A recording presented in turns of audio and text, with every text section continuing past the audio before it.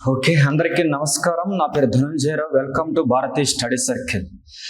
మనం డైలీ క్విజ్లో భాగంగా మనం ఏం చెప్పుకున్నాం, previous year arithmetic, reasoning, pure maths questions అనేవి మనం రోజు ఆఫ్లైన్లో క్విజ్ పేపర్ ఇస్తామని చెప్పేసి, అది మీరు తర్వాత రూమ్కి వెళ్ళాక ఒక హాఫ్ అన్ అవర్ కూర్చొని టైం పెట్టుకొని 30 క్వశ్చన్స్ 30 మినిట్స్లో చేయాలని, ఆ తర్వాత రోజు మార్నింగ్ మీకు వాటి ఎక్స్ప్లెనేషన్ వీడియో రూపంలో అందుబాటులోకి తీసుకొస్తాం అనేది మీకు నేను ఇచ్చినటువంటి మాట.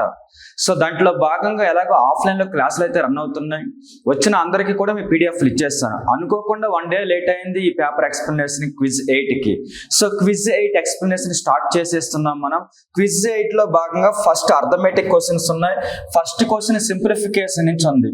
క్వశ్చన్ ఏంటంటే 1/3 into 1 4/5 division symbol 3/5 of into 3/8 minus 2/3. దీని వాల్యూ ఎంత అనేది క్వశ్చన్. ఓకేనా, మరి వీటికి సంబంధించి సాల్వ్ చేయాలంటే ఎలా? జాగ్రత్తగా చూస్తే ఫస్ట్ బాడ్ మాస్ ప్రకారం బ్రాకెట్ లోపల ఉన్నదో సాల్వ్ చేయాలి.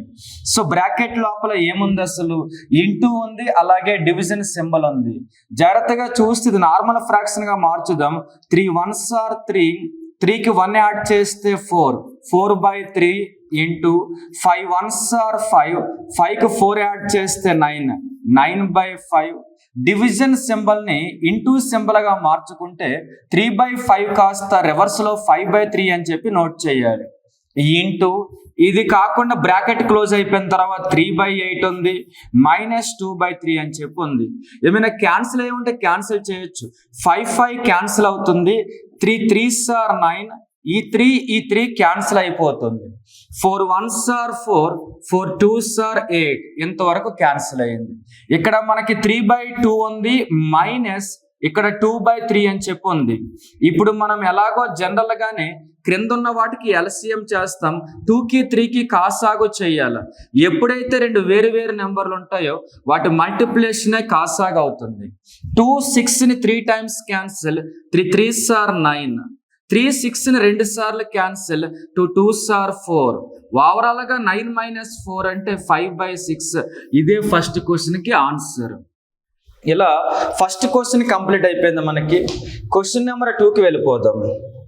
ఓకే, క్విజ్ 8లో భాగంగా క్వశ్చన్ నెంబర్ 2 చూద్దాం మనం. ఏమి ఇచ్చారు వీళ్ళు? The some of the present ages of 2 cousins is 46 years అని ఇచ్చారు. 8 years ago the elder one was twice as old as the younger one. What is the present age of the elder cousin అనేది question. తెలుగులో చూస్తే ఇద్దరు cousins ప్రస్తుత వయసులో మొత్తం 46 years అని ఇచ్చారు. 8 ఏళ్ల క్రితం పెద్దవాడి వయసు చిన్నవాడికి 2 అని చెప్పాడు. పెద్దవాడు ప్రస్తుత వయసు ఎంత అన్నాడు. అయితే నేనేమంటాను, ఇటువంటి చేసేటప్పుడు ప్రాసెస్ చేస్తే టైం అంతా వేస్ట్, ఆప్షన్ వైజ్ చేస్తే త్వరగా వస్తుంది. ఇద్దరు ఏజ్లు ప్రెసెంట్ ఎంత ఉంది? 46 years ఉంది. ఫస్ట్ ఆప్షన్ వైజ్ చేద్దాం మనం. ఆప్షన్ ఏ తీసుకుంటే అడిగింది ప్రస్తుతం పెద్దవాడి ఏజ్ కాబట్టి, ఒకవేళ ప్రెసెంట్ పెద్దవాడి ఏజ్ 22 తీసుకుంటే 46లో 22 పోతే ఇంకా 24 ఉంటుంది కాబట్టి చిన్నవాడి ఏజ్ 24 అవుద్ది. ఏ ఊర్లో అయినా సరే పెద్దవాడి ఏజ్ 22, చిన్నవాడి ఏజ్ 24 అవ్వదు కదా. సో ఫస్ట్ ఆప్షన్ రాంగ్ అవుతుంది. ఇక సెకండ్ ఆప్షన్కి వచ్చినట్లయితే ఇద్దరు ఏజ్ ప్రెసెంట్ 46 అన్నాడు. ఎస్, అందులో సపోజ్ ఇది పెద్దవాడి ఏజ్ అనుకుందాం. పెద్దవాడి ఏజ్ 28 years అయితే 46లో ఒకరు 28 అయితే ఇక మిగిలినటువంటి 18 years కూడా చిన్నవాడి ఏజ్ అవుతుంది. ఇంతవరకు ఓకే. అయితే ఇది ప్రెసెంట్. ఈ 8 years క్రితం మీద కండిషన్ ఇచ్చాడు వాడు. ఒక్కసారి మనం 8 years క్రితంకి వెళ్దాం. 8 years క్రితం అంటే ఒక్కొక్కరి నుంచి 8 years తగ్గుతాయి అన్నమాట. సో 28లో 8 years తగ్గిస్తే 20, 18లో 8 years తగ్గిస్తే 10.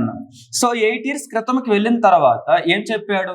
పెద్దవాడి ఏజ్ చిన్నవాడికి డబుల్ అని చెప్పాడు. ఇది పెద్దవాడి ఏజ్, ఇది చిన్నవాడి ఏజ్కి 10కి డబుల్ అయ్యే 20 అంటే కండిషన్ కూడా సాటిస్ఫై అయింది కాబట్టి ఆప్షన్ బిని ఆన్సర్. ఇదే పెద్దవాడి ఏజ్. క్వశ్చన్ నెంబర్ 3కి వెళ్ళిపోతున్నాం మనం. 3 numbers are in the ratio 1:2:3. If the multiplication of these 3 numbers is 48,000, then what is the sum of these 3 numbers అనేది క్వశ్చన్. ఓకేనా. ఇప్పుడు మనం క్వశ్చన్ సంబంధించి సొల్యూషన్ చూద్దాం. మనం ఇక్కడ బేసికల్గా ఫస్ట్ తెలుగులో చూస్తే 3 సంఖ్యల మధ్య నిష్పత్తి 1:2:3. బేసికల్గా నెంబర్స్ రాయడం వేరు, రేషియో రాయడం వేరు. ఇది రేషియో కాదు ఇలా రాయొచ్చు, కానీ దీన్ని నెంబర్స్ గా రాయాలంటే సమ్ కాన్స్టెంట్ తో మల్టిప్లై చేయవలసి ఉంటుంది. ఇవి నెంబర్స్ అవుతాయి. ఓకేనా. ఇప్పుడు వీటి యొక్క ప్రొడక్ట్ లబ్ధం ఎంత అని ఇచ్చారు వాళ్ళు? 48,000 అని ఇచ్చారు. మరి వీటిని మల్టిప్లై చేస్తే ఎంత వస్తుంది? 1x × 2x × 3x అంటే 6x³ వస్తుంది. 6 అనేది 48ని 8 టైమ్స్ క్యాన్సిల్, 6×8 = 48. x³ 8,000 అయితే x ఎంత అవుతుంది? x అనేది 8 చూడండి, ఎవరి క్యూబో? 2 క్యూబ్. అలాగే 000 కాస్త క్యూబ్ రూట్ అప్లై చేస్తే ఒక సింగిల్ 0 వస్తుంది. అంటే 8,020 క్యూబ్ యొక్క వాల్యూ అనమాట. ఇప్పుడు మనకు కావాలి ఏమని? ఆ 3 నెంబర్స్ టోటల్ ఎంత అని. సో మీకు టోటల్ కావాలి కాబట్టి ఇక్కడ టోటల్ అంటే దీన్ని యాడ్ చేయాలి. 1x + 2x + 3x వీళ్ళు ముగ్గురిని యాడ్ చేస్తే అది 6x వస్తుంది. 6 × x ప్లేస్లో 20 రాస్తే టోటల్ ఎంత అంటే 120 అనమాట. ఇదే క్వశ్చన్కి answer. 3 questions complete. Question number 4 చూద్దాం. Milk and water in 2 vessels A and B are in the ratio 5:3 and 1:3 respectively. In what ratio should the liquids be mixed to obtain new mixture in vessel C containing half milk and half water? తెలుగులో చూస్తే A మరియు B అనే 2 పాత్రల్లో పాలు మరియు నీరు వరుసగా 5:3 మరియు 1:3 నిష్పత్తిలో ఉంటాయి. ఓకే. తర్వాత సగం పాలు మరియు సగం నీరు కలిగిన సి పాత్రలో కొత్త మిశ్రమం పొందడం కొరకు 2 పాత్రల ద్రవాలను ఏ నిష్పత్తిలో కలపాలి? ఇదంతా వదిలేయండి, జనరల్ మిక్స్డ్ ఇరిగేషన్ అది. మొదటి బౌల్లో మిల్క్ వాటర్ ఎంత ఉన్నాయి? సో 5:3. రెండవ బౌల్ ఎంత ఉన్నాయి? 1:3. వీటిని ఏ రేషియోలో మిక్స్ చేయాలి అనేది క్వశ్చన్. అయితే ఇండివిజువల్ నెంబర్స్ కాదు కాబట్టి మిక్స్డ్ ఇరిగేషన్ చేసేటప్పుడు ఇక్కడ సపోజ్ మిల్క్ తీసుకుంటే మిల్క్ 5 ఉంది, క్రింద ఎప్పుడు కూడా టోటల్ రాయాలి ఒక ఫ్రాక్షన్కి, భిన్నానికి. 5 + 3 8, 8లో 5 మిల్క్. ఇది ఇక్కడ కూడా మిల్కే రాయాలి. సెకండ్ బౌల్లో 1 మిల్క్ అవుతుంది, క్రింద టోటల్ 1 + 3 4 వస్తుంది. సో ఫస్ట్ బౌల్లో మిల్క్, సెకండ్ బౌల్లో మిల్క్. మిక్స్డ్ ఇరిగేషన్ కాబట్టి మధ్యలో కూడా మనం మిల్కే రాయాలి. ఇక్కడ వాడు చెబుతున్న ప్రకారం ఏం చెప్పాడు? పాలు సగం నీరు సగం అంటే ½ అని చెప్పేసి. ఇంకా బాగా చెప్పాలంటే 1/2:1/2 ½ అంటే. దీన్నే బాగా చెప్పాలంటే మనకి 1:1 అని కూడా చెప్పొచ్చు. సో ఇక్కడ మనం తీసుకుంటే మిల్క్ సగం వాటర్ సగం కాబట్టి 1:by ఇక్కడ క్రింద ఎప్పుడు టోటల్ రాయాలి 2 వస్తుంది. ఓకే. ఇప్పుడు మనం వీటి మధ్య డిఫరెన్స్ ఇక్కడ రాయాలి. ఓకేనా. చూస్తే మీరు 5/8కి అలాగే 1/2కి మధ్య డిఫరెన్స్ ఎంత అంటే 8కి 2కి LCM 8 క్యాన్సిల్ అయిపోద్ది, పైన 5 ఉంటుంది. 2 4ల 8 అంటే ఇక్కడ వచ్చేసరికి మీకు 1/8 వచ్చింది అనమాట. లెఫ్ట్ సైడ్ వచ్చేసరికి 1/4కి 1/2కి మధ్య డిఫరెన్స్ రాయాలి మిక్స్డ్ ఇరిగేషన్ లో. సో ఇక్కడ 4కి 2కి LCM ఎలాగో 4 వస్తుంది. 4 క్యాన్సిల్ అవుద్ది, 1 2 వచ్చేసరికి 4ని 2 టైమ్స్ క్యాన్సిల్ చేస్తుంది. కన్ఫ్యూజ్ పడదు, ఇది బేసికల్గా ఆ రేషియో వస్తుంది. ఇక్కడ మనం చూస్తే పైన 1/2 అక్కడ 1/8 వచ్చింది.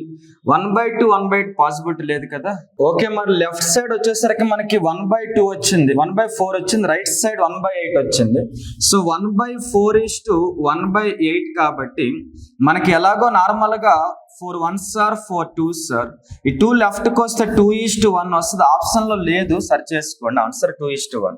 మరొక క్వశ్చన్కి వెళ్ళిపోతున్నాం మనం. క్వశ్చన్ నెంబర్ 5 జాగ్రత్తగా చూస్తే man sold 2 radios for 3,000 each. And one he gained 16%, on the other he lost 16%. Find his gain or loss percentage in the whole transaction. ఎప్పుడైనా సరే సేమ్ పర్సంటేజ్ లాభం, సేమ్ పర్సంటేజ్ నష్టం వచ్చినప్పుడు అతనికి ఎప్పుడు నష్టమే వస్తుంది. ఎంత నష్టం వస్తుంది అంటే ఆల్వేస్ x²/100% లాసే వస్తుంది. ఎప్పుడు ఇలా జరుగుతుంది? Same percentage profit, same percentage loss వచ్చినప్పుడు ఇలా జరుగుతుంది అనమాట. సో ఇక్కడ x అంటే ఎవరో కాదు, ఆ పర్సంటేజ్ ఉంది 16 అదే. సో 16² 100% లాస్ వస్తుంది. ఇక్కడ 16 స్క్వేర్ అంటే 256/100. సో ఇక్కడ ఉన్న 2 జీరోస్ ఆపోజిట్ లో 2 పాయింట్స్ ఇస్తాయి కాబట్టి ఆన్సర్ 2.56% లాస్ వస్తుంది అని అర్థం. ఇదే క్వశ్చన్ కి ఆన్సర్. క్వశ్చన్ నెంబర్ 6 వస్తున్నాం మనం, చూద్దాం. A bookseller gives 6 books free on buying 14 books. Find the percentage of discount given to the customers. ఇంతకుముందు ఒక క్విజ్ పేపర్లో మీకు నేను చెప్పాను ఆల్రెడీ ఇది ఎలా సాల్వ్ చేయాలని చెప్పేసి.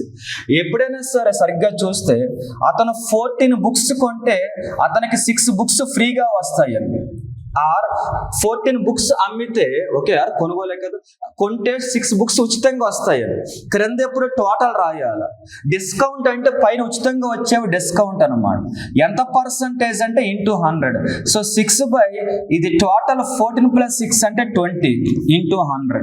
21 సార్ 25 సార్ 6 5 సార్ ఎంత వస్తుంది అంటే 30% వస్తుంది. ఇదే క్వశ్చన్ కి ఆన్సర్. క్వశ్చన్ నెంబర్ 7కి వెళ్ళిపోతున్నాం మనం. Okay, what will be simple interest on a principal of ₹2750 for 5 years at the rate of 6% per annum? So సరిగ్గా చూస్తే 2700 రూపాయలు అసలు అని చెప్పాడు, దీనిపై 5 years కన్నాడు, 6% అన్నాడు. మనందరికీ తెలిసింది ఒకటే PTR/100 ఎంత వడ్డీ అని చెప్పి అడిగాడు. సో ప్రిన్సిపల్ రాసేసా, టైం రాసేసా, వడ్డీ రేట్ ఆఫ్ ఇంట్రెస్ట్ రాసేసా. ఇక్కడ ఎవరు క్యాన్సిల్ చేస్తారండి వీటిని? ఇంతకీ 0 అయితే క్యాన్సిల్ అయిపోయింది. 5 1s are 5 2s are 10, 2 6 ని 3 times క్యాన్సిల్. 275 into 3 రాస్తే ఆన్సర్ వచ్చేస్తుంది. ఎంతకీ 275 into 3 అంటే ఎంత వస్తుంది? సింపుల్ గా చెప్పాలంటే 3 300 900, 3 25 75 తీసేయండి, 825 వస్తుంది. 825 అదే ఆన్సర్. క్వశ్చన్ నెంబర్ 8కి వస్తున్నాము. Question number 8 and what will be the present value of 13,230 due 2 years hence when the interest is compound of the rate of 5% per annum. ఈ తెలుగులో చూసి చక్కెర వడ్డీని సంవత్సరానికి 5% చొప్పున లెక్కించినప్పుడు 2 సంవత్సరాల తర్వాత 13,230 రూపాయలు అయితే ప్రస్తుత విలువ ఎంత అవుతుంది అనేది క్వశ్చన్. వీటిని సాల్వ్ చేయండి option wise better. So first option తీసుకుంటున్నా, 12,000 అసలు అనుకుందాం ప్రిన్సిపల్ అమౌంట్. ఇయర్కి 5% అన్నాడు కదా, మరి 12,000 5% అంటే 600 ఫస్ట్ ఇయర్. సెకండ్ ఇయర్ మరలా 12,000 5% అంటే 600. జనరల్గా కాంపౌండ్ ఇంట్రెస్ట్ చక్కెర వడ్డీ అంటే వడ్డీ పైన వడ్డీ అనమాట. మరలా 600 5% చేయాలా, 30 రూపాయలు వస్తుంది. మొత్తం ఎంత అవుతుందంటే అసలు 12,000, ఇది కాకుండా వడ్డీ వచ్చేసరికి 600 630 అంటే 1,230. ఓవరాల్ గా 13,030 రూపాయలు వస్తుంది కదా. సో ఆప్షన్ లో ఉన్నట్టుంది, అది అడిగినట్టున్నారు వాళ్ళు. 13,230 రూపాయలు వస్తుంది ఆప్షన్ లో ఉంది కాబట్టి. అంటే ఆన్సర్ ఏంటంటే ఈ 12,000 తీసుకున్నప్పుడు మాత్రమే మీకు ఇది అసలు 5% వడ్డీ అంటే 12,000 5% అంటే 600. మరొక ఇయర్ 600 వడ్డీ పైన వడ్డీనే చక్కెర వడ్డీ. మరొకసారి చేయాలి, ఇది అసలు ఇది వడ్డీ మొత్తం ఇదిగో సాటిస్ఫై అయింది కాబట్టి ఇదే ఆన్సర్. 9th క్వశ్చన్కి వెళ్తే A can finish a work in 15 days while B can finish the same work in 12 days. AB and C can finish the same work together in 5 days. If total ₹24,000 was allocated to finish the work, then the amount of money earned by C is. తెలుగులో చూస్తే ఏ ఒక work ను 15 days లో చేస్తాడని చెబుతున్నారు, B same work ను కాస్త 12 days లో చేస్తాడని చెప్పారు. ఏబిలు సి హెల్ప్ అంటే ముగ్గురు కలిపి పని చేస్తున్నట్టు 5 days లో కంప్లీట్ చేస్తారని చెబుతున్నారు. ఓవరాల్ గా చూస్తే అసలు వీళ్ళు మొత్తం చేసే వర్క్ ఎంతో కనిపెట్టాలి. డబ్బులు ఎప్పుడు కూడా ఎక్కువ రోజులు పని చేస్తే ఎక్కువ డబ్బులు ఇవ్వరు. ఎక్కువ కెపాసిటీ సామర్థ్యం ఎక్కువ ఉంటేనే ఎక్కువ డబ్బులు ఇస్తారు. సో మీరు ఇప్పుడు వర్క్ లోకి మార్చాలి ఈ వాల్యూస్ ని, డేస్ ని కాస్త. వీటికి ఎల్సిఎం చేయాలి. ఎల్సిఎం ఎలాగో 60 వస్తుంది. So 15 4 60, 12 5s are 60, 5 12s are 60. ABC ముగ్గురు కలిపి రోజుకి 12 వర్క్ చేస్తారు. ముగ్గురు 12 వర్క్ చేస్తే అందులో ఏ ఒక్కడే 4 వర్క్, బి ఒక్కడే 5 వర్క్ చేస్తాడు. 12 - 9 అంటే 3 వస్తుంది. సో ఇది ఏంటంటే సి ఒక్కడే యొక్క రోజు వర్క్. ఇది ఏ ఒక రోజు వర్క్, బి ఒక రోజు వర్క్, సి ఒక రోజు వర్క్. ఇప్పుడు మనం చూస్తే ఏమడిగారు వాళ్ళు, మొత్తం డబ్బులు 24,000 అంట, అందులో సి షేరింగ్ ఎంత అన్నారు. సి షేరింగ్ కావాలంటే సి ఒక రోజుకి చేసే వర్క్ 3/, క్రింద ఎప్పుడు టోటల్ రాయాలి. టోటల్ వచ్చేసరికి నేను ఇక్కడ ఒకరు 4, ఒకరు 5, ఒకరు 3 అంటే ముగ్గురు కలిపి రోజుకి 12 వర్క్ అని ఇంటూ మొత్తం మనీ 24,000. ఓకేనా. 3 1s are 3 4s are 4 6 are 24. అంటే సి ఒక రోజుకు వచ్చి సి యొక్క షేరింగ్ ఎంత అంటే 6,000 అని. క్వశ్చన్ నెంబర్ 10కి వస్తున్నాం. A can do a work in 15 days and B can finish in 20 days.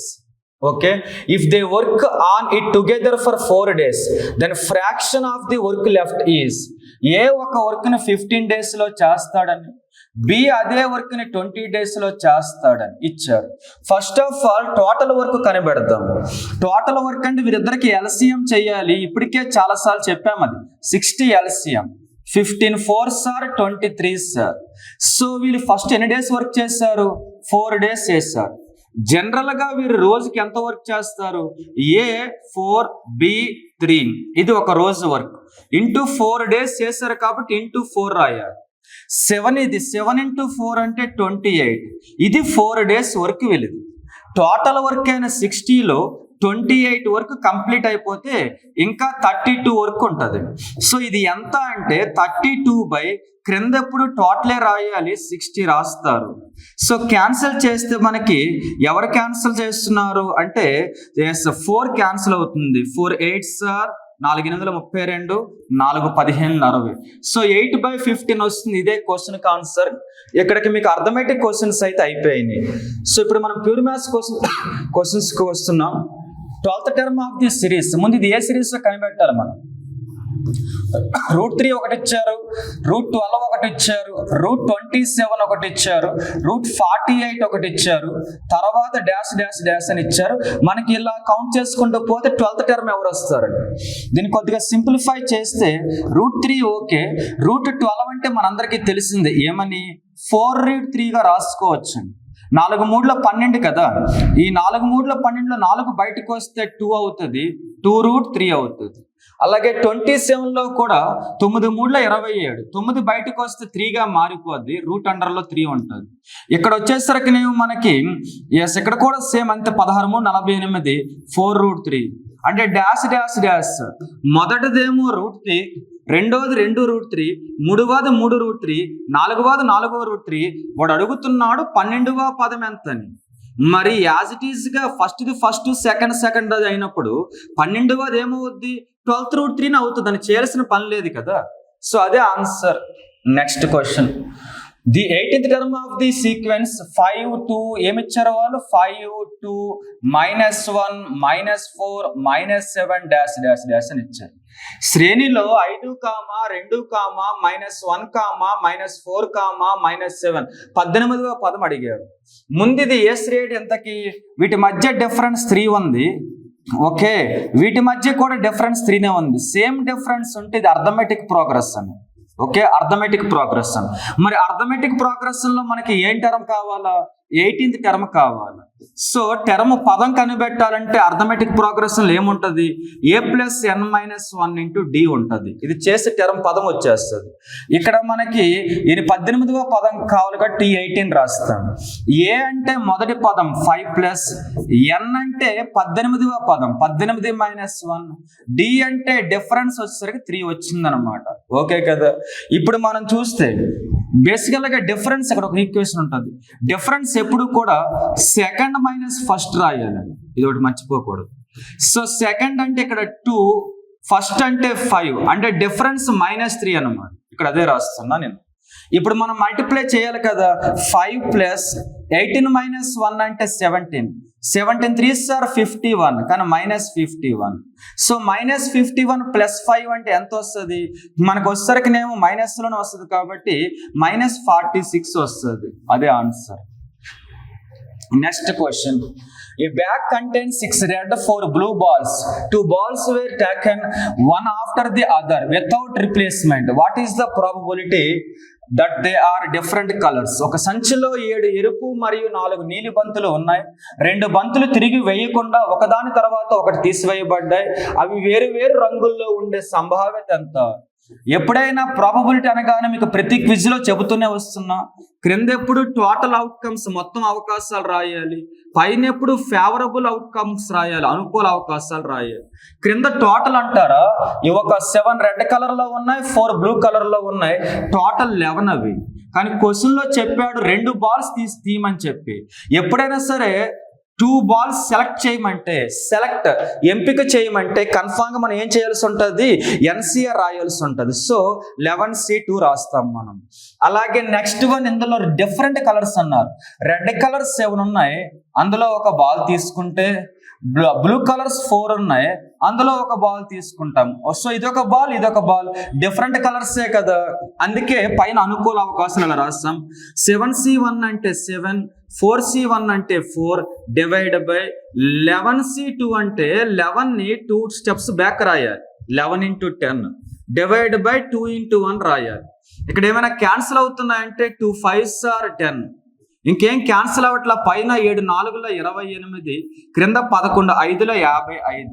Answer 28/55. 13 questions అయిపోయింది. 14th క్వశ్చన్కి వచ్చేస్తున్నాం మనం. A trading website states that 45% of its customers prefer to buy that particular stock. What is the probability that customer will not prefers to buy it?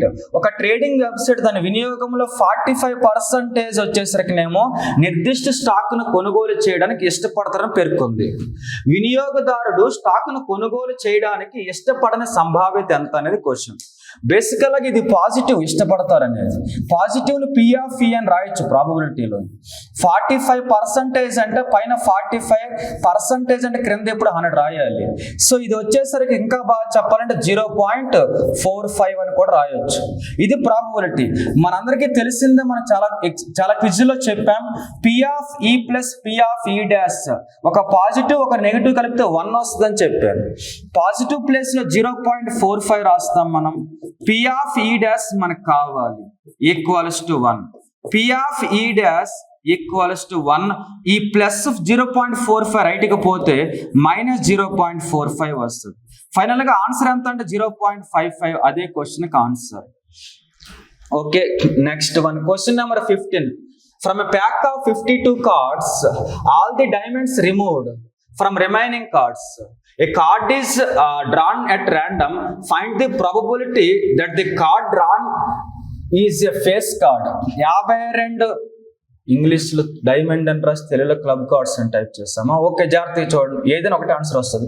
52 కార్డులు ఉన్న పేకాట కార్డుల కట్ట నుండి ఈ డైమండ్స్ తీసుకుందాం.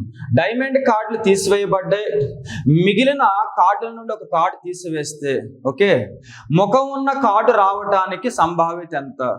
బేసికల్ ఇక్కడ ఏం జరుగుతుంది అంటే, మొత్తం 52 కార్డ్స్ కదా, ఈ 52 కార్డ్స్లో 13 కార్డులు వచ్చేసరికి నేమో సూట్ క్లబ్స్ ఉంటాయి, 13 కార్డ్స్ స్పేడ్స్ ఉంటాయి, 13 కార్డ్స్ డైమండ్స్, ఇలా ఒక్కొక్కటి 14 ఉంటాయి. అందులో డైమండ్స్ తీసేస్తే సూట్ క్లబ్స్ తీసేస్తే ఏదో ఒకటే, కానీ సూట్ క్లబ్స్ తీసేస్తే 52లోంచి అంటే 13 కార్డులు ఉంటాయి. ఇవి తీసేస్తే 52లోంచి ఇంకా ఎన్ని ఉంటాయి? 39. ఇవి పెండింగ్ ఉన్నటువంటి కార్డ్స్. వీటిలో ఏం కావాలి మీకు? ముఖం ఉన్న కార్డే కావాలి, ఫేస్ కార్డే కావాలంటున్నారు. బేసికల్గా కింగ్, క్వీన్, జోకర్, ఇలా బేసికల్గా ఏమవుతుందంటే మనకి ఏసెస్ అనుకుంటా. సో మొత్తం మీద 4 కార్డ్స్ ఉంటాయి ఒక్కొక్క సెట్లో. హార్ట్స్లో 4 ఉంటాయి ఇటువంటి కార్డ్స్, అలాగే సూట్ క్లబ్స్లో 4 ఉంటాయి. అందులో సూట్ క్లబ్స్ తీసేసాం కాబట్టి అందులో 4 పోతాయి. నార్మల్గా 4 ఉంటాయి, 4 వచ్చేసరికినేమో సూట్ క్లబ్స్లో, 4 హార్ట్స్లో, 4 స్పేడ్స్లో, ఇలా 4 16 ఉండాలి ఫేస్ కార్డ్స్. అందులో ఒక సూట్ క్లబ్స్ తీసేస్తే అందులో 4 కార్డులు పోతాయి, ఇంకా 12 కార్డులు పెండింగ్ ఉంటాయి మనకి. అదే ఇక్కడ రాస్తాం అనమాట. ఓకేనా? సో ఇప్పుడు మనం చూస్తే ఫేస్ కార్డ్స్ వచ్చేసరికి అయిపోయింది కదా. సో ఇప్పుడు మనము ఒకసారి ఇది వచ్చేసరికి ఫేస్ కార్డ్స్, ఈ 39 టోటల్ కార్డ్స్ పెండింగ్ ఉన్నవి. ఫేస్ కార్డ్స్ వచ్చేసరికి నేమో 12 ఉన్నాయి. ప్రాబబిలిటీ కావాలని అడిగారు మనకి. పైన ఎప్పుడు కూడా ఫేవరబుల్ 12 రాయాలి, క్రింద టోటల్ రాయాల్సి ఉంటుంది. క్యాన్సిల్ చేస్తే ఏమొస్తుంది మనకి? ఎస్, జాగ్రత్తగా చూద్దాం మనం. కింగ్ ఒకటి, క్వీన్ ఒకటి, అలాగే జోకర్, 3 ఫేస్ కార్డ్స్ తీసుకోవచ్చు. ఇంకోటి ఉంటుంది కానీ అదంతా నీడి కాకపోవచ్చు ఈ ఉద్దేశంలో, ఎందుకంటే ఆప్షన్స్ అలాగే ఉన్నాయి. అయినా కూడా మనం చేసేవచ్చు, ఏం కాదు. చూడండి ఇక్కడ 4 కార్డ్స్ కదా, 3 4 12, 3 13 39. సో ఆన్సర్ అయితే వచ్చేస్తుంది. ఇంకొకసారి జాగ్రత్తగా చూస్తే 52 కార్డ్స్ ఉంటాయి. 52లో ఈ క్లబ్ కార్డ్స్ 13 ఉంటే తీసేస్తాం, 39 మిగిలిన కార్డ్స్. ఫేస్ కార్డ్స్ అంటారా, కింగ్ క్వీన్ లాంటివి 4 కార్డ్స్ ఉంటాయి, మొత్తం 16 కార్డ్స్ ఉంటాయి. ఈ క్లబ్స్ లో 4 కార్డులు ఉంటాయి, ఫేస్ కార్డ్స్ తీసేస్తారు అన్నమాట. ఇంకా 12 కార్డులు ఉంటాయి. 12 కావాల్సింది క్రింద టోటల్ ఆన్సర్ వస్తుంది. Next question. Okay, cot x equals ఏది ఇచ్చారు వీళ్ళు, కాట్ ఎక్స్ ఈక్వల్స్ టు 5/12 అని చెప్పి ఇచ్చారు. ఓకేనా, జనరల్ గా మనందరికి తెలిసింది అసలు కాట్ అంటే ఏంటని. కాట్ అంటే మనకి తెలిసింది opposite side by adjacent side, ఎదుటి భుజం బై ఆసన్న భుజం. దీన్ని కర్ణము అని పిలుస్తారు, హైపోతనస్. సో సారీ, నేను రివర్స్ చెప్పేస్తాను. కాట్ అంటే రివర్స్ వస్తుంది, ఆసన్న భుజం బై ఎదుటి భుజం. ఆసన్న భుజం 12 వస్తుంది, ఎదుటి భుజం 5 వస్తుంది. ఓకేనా, ఇప్పుడు మనకి ఈ వాల్యూ కావాలి. బేసికల్ గా 5 1, 12 1, 13 1, వీళ్ళు ముగ్గురు పైథాగరస్ ని సాటిస్ఫై చేస్తారు. సో కర్ణం ప్లస్ లో 13 వస్తుందని అర్థం అనమాట. ఇప్పుడు క్వశ్చన్ ఏం అడిగారంటే ఇంతకీ వాళ్ళు సైన్ ఎక్స్, జనరల్ గా సైన్ ఎక్స్ అంటే మనం చదివే ఉంటాం ఆపోజిట్ బై కర్ణం అని. ఆపోజిట్ 5 ఉంది, కర్ణం 13 ఉంది. తర్వాత కాస్ ఎక్స్ అడిగారు. కాస్ ఎక్స్ అని చదివి ఉంటాం మనం ఆసన్న భుజం ఎడ్జసెంట్ బై కర్ణం అని. సో ఎడ్జసెంట్ 12 ఉంది, కర్ణం 13 ఉంది, అయిపోతున్నది. ఎల్సిఎం 13 ఏమొస్తుంది, 13 వస్తుంది. 5 + 12 అంటే ఏమొస్తుంది మనకి, 17 వస్తుంది. So answer 17/13. నెక్స్ట్ క్వశ్చన్, దీనికి కొద్దిగా నెంబర్స్ రాంగ్ ఉన్నాయి, 7 8 మొత్తం మార్చాల్సి ఉంటుంది. నెక్స్ట్ క్వశ్చన్కి వెళ్ళిపోతున్నాం. అందుకని నెక్స్ట్ క్వశ్చన్ మనం చూస్తే, okay, the perimeter of a rectangular field is 32 units, it's length is 9 units, find its area అన్నారు. దీర్ఘ చతురస్రం క్షేత్రం యొక్క చుట్టుకొలత, జనరల్ గా రెక్టాంగిల్ కి చుట్టుకొలత 2/L + B అనమాట. ఇది 32 ఇచ్చారు వాళ్ళు. దీంట్లో పొడవు అంటే L ఇచ్చినట్టు 9 అని. 232ని 16 టైమ్స్ క్యాన్సల్. L ప్లస్ లో 9 రాసాం, ప్లస్ B = 16. B కావాలంటే 16 +9 రైట్కి పోతే -9. సో B వాల్యూ ఎంత, 7. సో దాని ఏరియా కనుక్కోమని చెప్పాడు. జనరల్ గా ఏరియా వచ్చేసరికి రెక్టాంగిల్ కి L × B అనమాట. ఇక్కడ L అంటే మనకి ఏమి ఇచ్చారు, 9 ఇచ్చారు. B అంటే 7, 9 7 సార్ 63 ఆన్సర్ ఇది. Next question. ఓకే, త్రిభుజం యొక్క 3 భుజాలు ఇచ్చారు, 3 సైడ్స్. అది ఏ ట్రయాంగిల్ మొత్తానికి 6 1 7 1 9 1 ఎలాగని రాయొచ్చు. అవి ఏ ట్రయాంగిల్ చెప్పలేకపోతున్న వాల్యూస్ బట్టి, కాబట్టి ½ BH రాయకూడదు ఇక్కడ మనం. మరి ఏం చెయ్యాలి? సో 3 డిఫరెంట్ భుజాలు ఉన్నాయి కాబట్టి సైడ్స్, ఇది ఒక స్కాలన్ ట్రయాంగిల్. స్కాలన్ ట్రయాంగిల్ ని తెలుగులో విషమబాహు త్రిభుజం అంటారు. అంటే 3 భుజాలు విభిన్నంగా ఉంటాయి అన్నమాట. మరి అలాంటప్పుడు వీటికి ఏరియా ఫార్ములా ఏంటంటే √S × S - A S - B S - C అనేది ఫార్ములా. ఇక్కడ మీకు ఏం కావాలి, జనరల్ గా S కావాలనుకున్నాం. S కావాలంటే A + B + C/2. సపోజ్ ఇది A అనుకుంటే, ఇది B అనుకుంటే, ఇది C అనుకుంటే, నీకు S కావాలంటే ముగ్గురికి యావరేజ్ చేయాలి. A 6, B 7, B 9, C 7/2. టోటల్గా ఎంత వస్తుందంటే 22/2. సో మొత్తం మీద 11 వస్తుంది అనమాట. ఎవరి value, S value. √11 × S - A అంటే 11 - 6 అని అర్థం. 11 - 6 అంటే 5. S - B అంటే 11 - 9 అని అర్థం. సో 11 - 9 అంటే 2. S - C అంటే 11 - 7 అని అర్థం. సో 4. ఓవరాల్ గా మనం వీటిని మల్టిప్లై చేస్తే 4 × 11 44, 5 2 10. సో ఆప్షన్ లో ఉంది కాబట్టి అదే ఆన్సర్. ఓకే, క్వశ్చన్ నెంబర్ 20కి వచ్చేస్తున్నాం మనం. If 2 surface areas of 2 spheres are in the ratio 16:9, then their volumes will be in the ratio అనేది క్వశ్చన్. ఒకవేళ 2 గోళాల ఉపరితల వైశాల్యం 16:9 నిష్పత్తిలో ఉంటే వాటి ఘనపరిమాణాలు ఏ నిష్పత్తిలో ఉన్నాయని. సో ఏరియాస్ రేషియో ఇచ్చాడు వాడు. ఏరియాస్ ఎప్పుడు కూడా స్క్వేర్లో ఉంటాయి అన్నమాట. ఓకే, ఇవి స్క్వేర్లో ఉంటాయి. సో స్క్వేర్లో ఉన్న నార్మల్గా మారిస్తే సైడ్స్ వస్తాయి. ఇది ఏరియాస్ కదా. మీకు ఒకవేళ సైడ్స్ భుజాలు కావాలనుకుంటే నార్మల్గా మార్చండి, రూట్ అప్లై చేస్తే ఇవి నార్మల్ అవుతాయి. సో 16కి రూట్ వాల్యూ 4, 9కి రూట్ వాల్యూ 3. ఇవి వచ్చేసరికి ఏంటి? సైడ్స్. మిమ్మల్ని అడుగుతుంది ఏమని? వాల్యూమ్స్, ఘన పరిమాణాలు కావాలని. వాల్యూమ్స్ కాంటే వీటికి క్యూబులు రాయాలి. ఏరియాస్ అంటే స్క్వేర్లు, వాల్యూమ్స్ అంటే క్యూబులు అనమాట. సో 4 క్యూబ్ అంటే 64, 3 క్యూబ్ అంటే 27. ఆన్సర్ 64:27 వస్తుంది. ఓకే, ఇక్కడికి ప్యూర్ మ్యాథ్స్ కూడా అయిపోయినాయి. రీజనింగ్ క్వశ్చన్స్లోకి వచ్చేస్తున్నాం. రీజనింగ్ క్వశ్చన్స్లో ఫస్ట్ 21 చూడండి. 72 మంది వరుసలో ఉన్నారట. లెఫ్ట్ నుంచి ఎవరు ర్యాంక్ 15 అని ఇచ్చారు, రైట్ నుంచి ఎంత అన్నారు. సో 72 మందిలో లెఫ్ట్ నుంచి ఆమె ర్యాంక్ని తీసేస్తే మిగిలిన వాళ్ళు వస్తారు. మిగిలిన వాళ్ళు ఎంత సుమారుగా మనకి, సో ఇది మైనస్ చేస్తే మనకి 57 వస్తారు మిగిలిన వాళ్ళు. కానీ ఆ దివ్య ర్యాంక్ రైట్ నుంచి కావాలి కాబట్టి ఆమెను యాడ్ చేయాలి. సో ఆన్సర్ 58 వస్తుంది. సో టోటల్ 72లో ఒకవైపు ర్యాంక్ తీసేయాలి, మిగిలిన వారు వస్తారు, వారికి ఆమెను యాడ్ చేస్తే ఆన్సర్ వచ్చేస్తుంది మరొక వైపు నుంచి. నెక్స్ట్ వన్, కొంతమంది విద్యార్థుల్లో కరిష్మా లెఫ్ట్ నుంచి 16th మరియు రైట్ నుంచి 18th. ఈమె లెఫ్ట్ నుంచి 16th అట, రైట్ నుంచి 18th. మొత్తం ఎంతమంది ఉన్నారన్నారు? లెఫ్ట్ నుంచి ఒక 16, రైట్ నుంచి ఒక 18.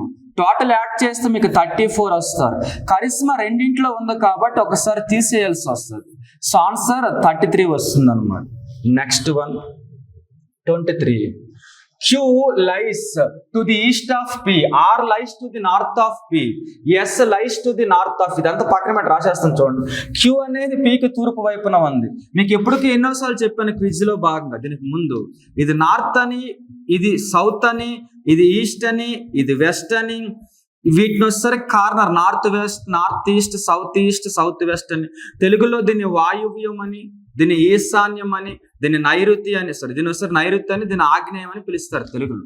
ఇక్కడికి వచ్చేస్తే ఫస్ట్ వన్ క్యూ పీకి రైట్ సైడ్, ఈస్ట్ అంటే రైట్ సైడ్ అనమాట. సో పీ ఇక్కడ రాస్తే పీకి రైట్ సైడ్ క్యూ ఉన్నారన్నారు రాసేసాం, అంటే ఈస్ట్ వైపు. అంటే ఆర్ అనేది పీకి నార్త్ వైపున ఉంది, పీకి నార్త్ అంటే ఇక్కడ రాయాలి, ఆర్ రాసేసాం మనం. క్యూకి ఏ స్థానంలో ఎస్ ఉందని చెప్పి ఇచ్చారు.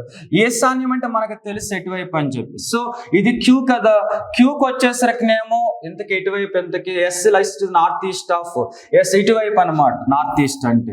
ఇది వచ్చేసరికి ఎవరెంతకి ఎస్. తర్వాత టీ అనేది పీకి ఆగ్నేయంగా. సో మీరు సరిగ్గా చూస్తే ఆగ్నేయం అంటే ఇటువైపు అనమాట. ఎవరున్నారంటే ఎంతకి టీ ఉందని చెబుతున్నారు. సో క్యూకి ఆగ్నేయం అంటే క్యూ ఇలా ఉంది కాబట్టి ఇటువైపు ఆగ్నేయం అవుతుంది, టీ ఉన్నారు. తర్వాత క్వశ్చన్ ఏమి అడిగారు? What is the position of tea?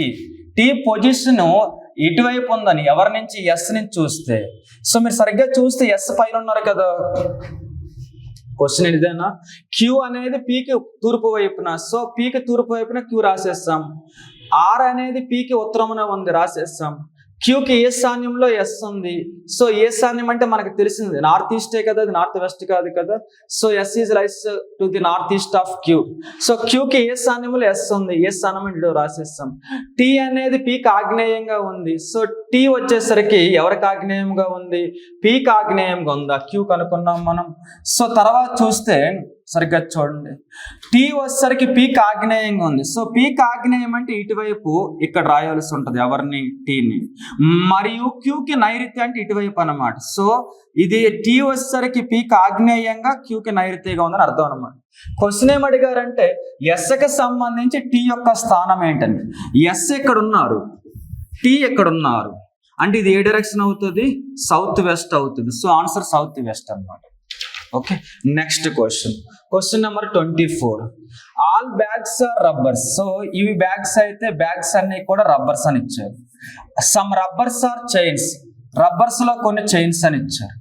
All chairs are tables, chairs అని టేబుల్స్ అని ఇచ్చారు.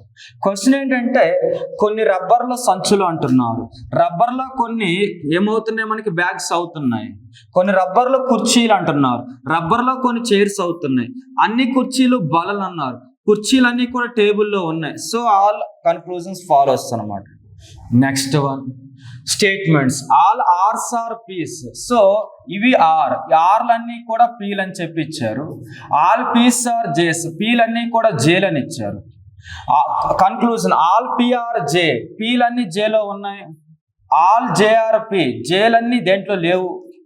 ఆల్ ఆర్ఆర్ జే, ఆర్లన్నీ జేలో ఉన్నాయి. సో ఇక్కడ 1-3 వస్తుంది ఆన్సర్.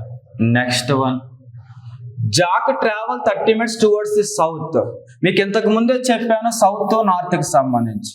సో ఇది నార్త్, ఇది సౌత్, ఈస్ట్, వెస్ట్. క్వశ్చన్ ప్రకారం జాక్ అనేవాడు ఎటువైపు పోతున్నాడు? సౌత్ వైపు.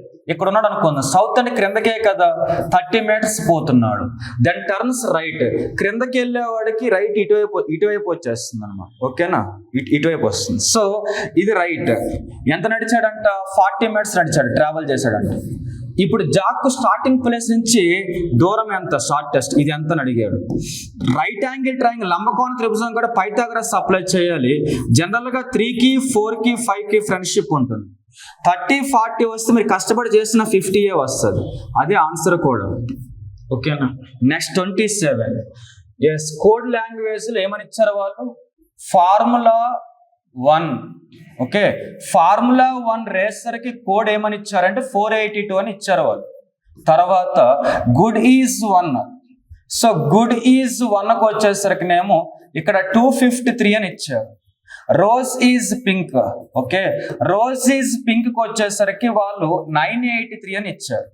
అడుగుతుంది ఏంటంటే గుడ్కి వచ్చేసరికి కోడ్ ఏమొస్తుందని చెప్పి అడుగుతున్నారు వాళ్ళు. మరి ఇది మీకు కావాలి అంటే ఓకే, ఇప్పుడు మన దగ్గర చాలా ఈజీగా ఆన్సర్ చేశారు. ఏమడిగారు? దీనికి కోడ్ కావాలన్నారు. ఈ లైన్ లో ఈజ్ ఉంది, 1 ఉంది, పక్కన పెట్టి. గుడ్ ఇక్కడ తప్ప ఈ లైన్ లో లేదు, ఈ లైన్ లో లేదు. అంటే ఇందులో గుడ్ కొన్నటువంటి కోడ్ ఇంకెక్కడ రిపీట్ అవ్వదని అర్థం. గుడ్ ఇక్కడ మాత్రమే ఉంది కాబట్టి దీని కోడ్ ఇక్కడ మాత్రమే ఉండాలి. ఈజ్ ఇక్కడ ఉంది, ఇక్కడ ఉంది. 1 ఇక్కడ ఉంది, ఇక్కడ ఉంది. కాబట్టి గుడ్ రిపిటేషన్ కాందే కోడ్. 2 రిపిటేషన్ అవుతుంది. 5 రిపిటేషన్ అవడంలో 3 రిపిటేషన్ అవుతుంది. అంటే గుడ్ కోడ్ ఏంటి? 5 అన్నమాట. నెక్స్ట్ క్వశ్చన్ నెంబర్ 28కి వచ్చేస్తున్నాం. ఓకే, జెడ్ అంటే ఏమని ఇచ్చారు వాళ్ళు? 52 అని ఇచ్చారు. జనరల్ గా జెడ్ అంటే ఏంటి? ఆల్ఫాబెట్స్ ప్రకారం 26ని డబల్ చేస్తే వాడు ఇచ్చిన కోడ్ వచ్చేస్తుంది.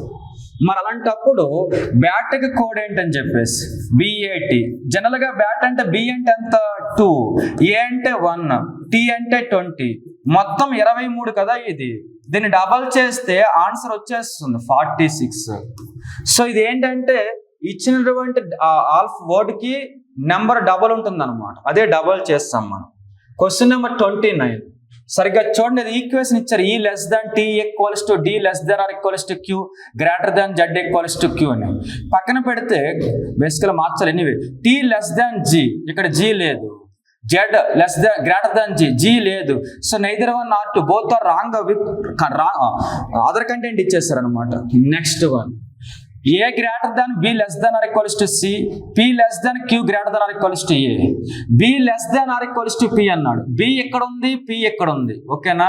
ఇక్కడ మీరు చూస్తే ఇక్కడ గ్రేటర్ దాన్, ఇక్కడ లెస్ దాన్ గ్రేటర్ దాన్, ఇలా డిఫరెంట్ సింబల్స్ ఉంటాయి. అది ఆల్వేస్ ఫాల్సే.